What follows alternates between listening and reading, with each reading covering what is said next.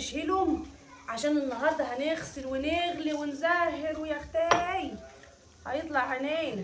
سموا يا اولاد للشيطان ياكل معاهم. بسم الله الرحمن الرحيم. ده الجبنه صبيه ياما، شفتي عمايل امك يا بيه؟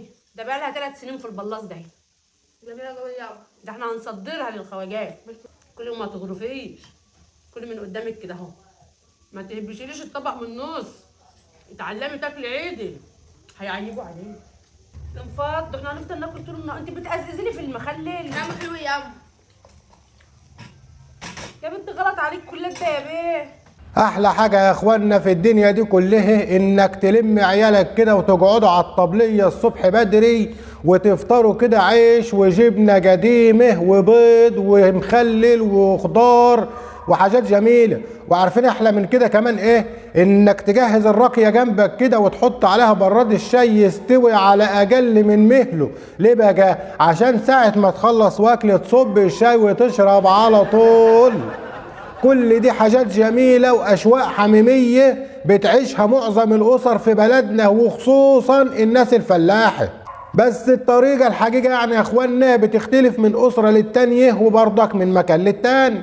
يعني أكيد يعني مش هتجيب الناس اللي قاعدة في المنوفية زي الناس اللي قاعدة في التجمع، زي الناس اللي في الشيخ زايد، زي الناس اللي في الصعيد. تعالوا بينا بقى نسمع ونشوف الست الطيبة ديت هي وبناتها بيفطروا ازاي وبيعيشوا الأجواء الحميمية دي ازاي. يلا يا بنات تشيلهم عشان النهارده هنغسل ونغلي ونزهر ويا اختي هيطلع عينينا. ناوليني لقمه ملدانه، انا مش عايزه مضطر بس ياما. ولو ان الطار بتاعنا متختخ وحلو جميل ياما. اللي عايز قشطه القشطه صبحه اهي. قربوا الاكل على بعض كده ومدوا ايديك. بسم الله الرحمن الرحيم. سموا يا اولاد للشيطان ياكل معاهم. بسم الله الرحمن الرحيم. ايوه طبعا ناوليها يا بت لقمه ملدنه. الطار ده ما ينفعش مع امك، امك لسه بصحتها واسنانها صبيه. ناوليها يا بت ولا يهمك. ناوليني لقمه ملدانه، انا مش عايزه مضطر بس ياما. ما يتخافش عليها. ولو ان الطار بتاعكم ماله. ولو ان الطار بتاعنا متختخ وحلو. ايوه طبعا، واهم حاجه ان الوكل صابح. اللي عايز قشطه القشطه صبحه اهي. كل يا بت انت وهي من القشطه الصبحه ده اهي. اوعوا تمدوا ايديكوا على القشطه البايته اللي بقالها اسبوع. بقول لكم على حاجه، دي هنوكلها لابوكم لما يرجع بعد المغرب من الغيط. واتعلمنا نقول ايه يا بنات قبل الوكل؟ بسم الله الرحمن الرحيم. سموا يا اولاد للشيطان ياكل معاهم. بسم الله الرحمن الرحيم. ايوه امال التسميه حلوه مفيش كلام. بس انت يا حاجه يعني نسيت ان انت بتاكلي جبنه حادقه. ما بلاش تسمي المره دي، خلي الشيطان ياكل معاك ويتحرق قلبه زي ما هو حارق قلبنا ليل ونهار. ده الجبنه صبيه ياما، شفتي عمايل امك يا بيه؟ ده بقى لها 3 سنين في البلاص ده. جميله قوي ياما. ده احنا هنصدرها للخواجات. طبعا يا بت لازم تكون الجبنه حلوه وطريه. دي عمايل امك يا بت. بقى في واحده في الدنيا بحالها ولا في الكفر بحاله ولا في البلد كلها تسيب الجبنه في الزلع. ده بقى لها 3 سنين في البلاص ده. يا سنه سخه يا ولاد. ويا ترى الجبنه دي لسه عايشه ولا خلاص كده نجري عليها الفتحه؟ انتوا اساسا ما ينفعش تاكلوا الجبنه دي، انتوا المفروض تحنطوها. ده بقى لها 3 سنين في البلاص ده. ده كان المفروض الجهات المسؤولة تفرج عن الجبنة ديت من البلاص حسن سير وسلوك. ده كويس يا اخوانا ان البلاص ما فرجعش من الركن. ده بقى لها 3 سنين في البلاص ده.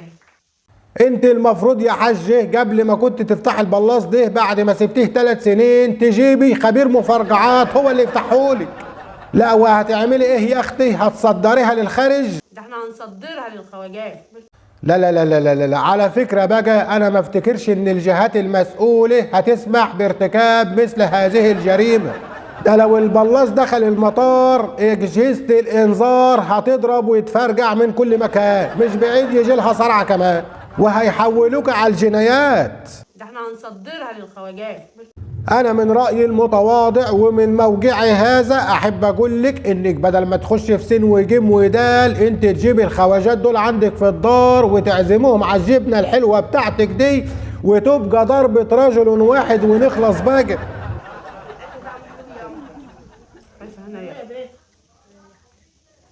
كل ما تغرفيش، كل من قدامك كده اهو، ما تهبشيليش الطبق من النص. اتعلمي تاكلي عدل، هيعيبوا عليك. هيعيبوا عليك يا بت ويقولوا الفلاحة اللي جاية من ورا الجاموسة. كلي كويس يا بت. هو يعني يا اختي عشان واكل امك حلو وتهبشي من نص الطبق كده؟ كل يوم ما تغرفيش. كلي كويس يا بنت، انت مش بتاكلي بالفاس، انت بتاكلي بصوابعك. الواكل اللي بتطفحيه ده مش بتحطيه في المقطف، ده انت بتدخليه في معدتك يا بعيد. يلا يا ولاد الشاي قلب اهو. انفض، احنا هنفضل ناكل طول النهار. انت بتقزقزيني في المخلل. نعم حلو يا عم. ايوه يا اختي طبعا الواكل حلو ومش امك اللي عاملاه. وبعدين ما تسيب البت يا اختي تزكزك براحتها في الليمون والمخلل. ما انت لو بتجيب لها شويه لب ولا شويه سودان تجزجز فيهم مش هتخلص لك على المخلل اللي في الدار دي.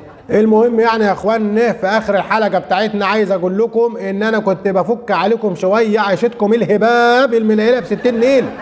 وبعدين يا اخوانا المشكله مش في المكان ولا في الزمان ولا في الدار ولا في الحاجه اللي احنا بنتكلم عليها، المشكله في الجبنه اللي بقالها 3 سنين في البلاص. بس الشهاده لله يا اخوانا عايز اقول لكم على حاجه، الجبنه ديت كل ما بتقعد في البلاص كل ما بتبقى عامله زي حته الكريمه، زي القشطه اللباني، حاجه كده ما تتوصفش. عامله كده زي حضراتكم ما بتجيبوا الكالونيه وتركنوها وتعتقوها وتسيبوها بيجرى فيها ايه؟ بتحلو كمان وكمان. اللي يعرفوا الكلام ده هم الفلاحين يا اخوانا.